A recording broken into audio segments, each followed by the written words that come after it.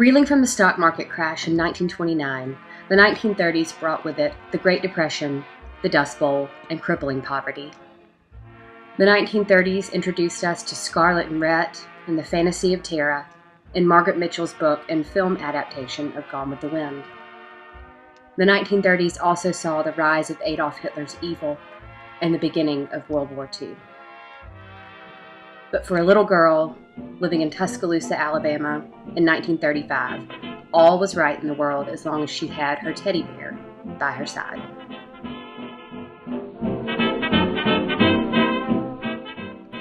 One June morning, my great-grandmother named Nanny Blanche carried my grandmother across the river into downtown Tuscaloosa to visit the fair that was in town. Boy, was this a treat for an only child living on the banks of the Black Warrior River. Naturally, her teddy bear came along. The smell of boiled peanuts filled the air. Children squealed with delight as they wiped sticky candy apples from their face and ran from carnival game to carnival game. Alabama in June is hot.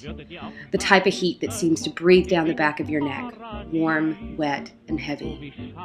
The luxury of air conditioning was limited to only the local movie theaters and department stores.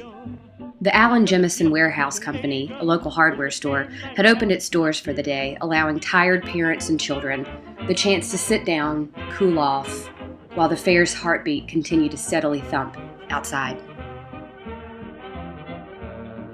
It just so happened that a photographer had set up shop in the back of the store, and Nanny Blanche wanted to take the opportunity to have my grandmother's picture made. She was, of course, dressed in one of her finest dresses, a la Shirley Temple, complete with perfect white ruffled ankle socks and little white leather shoes. She also had her favorite teddy bear with her, and for the earlier part of the morning, a huge smile plastered on her face. Well, my grandmother wasn't having any of this. She fussed and refused to have her picture made. Embarrassed by the way that my grandmother was acting, Nanny Blanche leaned in real close and asked her why she kept refusing to sit for the photographer.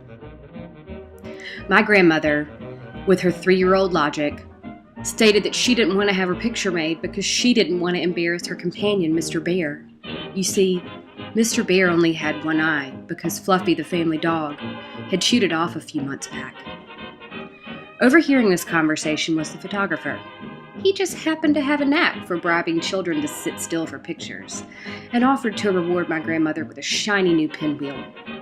After all she had to do was just sit still on the bench and smile. After hearing this, my grandmother really wanted that pinwheel, so she jumped on the bench, she propped Mr. Bear up next to her, and on the count of 1, 2, she reached up and covered what would have been Mr. Bear's left eye. 3! The photographer snapped the picture. And in the end, as my grandmother would say, she got that damn pinwheel.